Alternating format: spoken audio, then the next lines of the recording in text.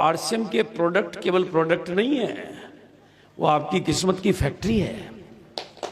वो प्रोडक्ट नहीं, आपकी किस्मत की प्रोडक्शन हो रहा है कि नहीं हो रहा है।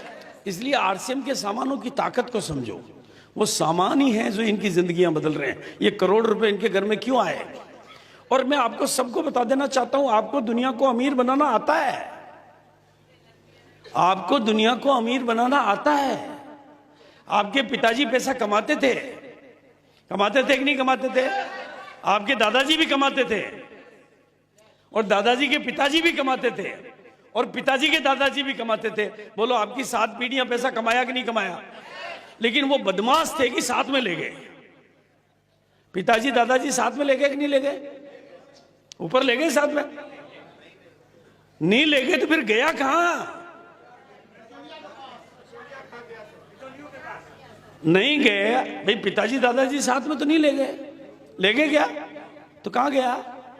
बाजार में। अच्छा, बाजार उससे अमीर बना कि नहीं बना? बाजार में जो साइकिलें थी वो कार में बदली कि नहीं बदली है? बोलो, बदली कि नहीं बदली? जो दुकान 1 मंजिल की थी वो 3 मंजिल की हुई कि नहीं हुई? अब मुझे ईमानदारी से बताओ, वो 1 मंजिल से 3 मंजिल उनके जमीन में से निकले हुए माल से बनी या पिताजी की जेब के निकले हुए माल से बनी? कितने लोग मानते हैं कि मेरे पिताजी की जेब से बाजार की दुकानें अमीर बन गई हैं?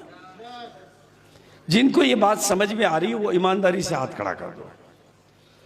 जब आपके पिताजी दुनिया को अमीर बना सकते हैं तो आप भी अपने बच्चों को और अपने को अमीर बना सकते हो।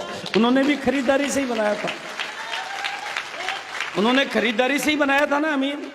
ये तो नहीं कि अपने घर की रजिस्ट्री दुकानदार के नाम करा दी। उन्होंने भी एक दिन में नहीं बनाया, उन्होंने भी धीरे धीरे किया। आपको भी धीरे धीरे करना होगा।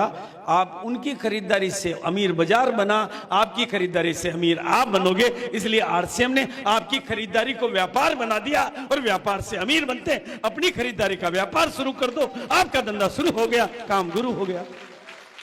बात समझ में आ रही तो बोलो हाँ।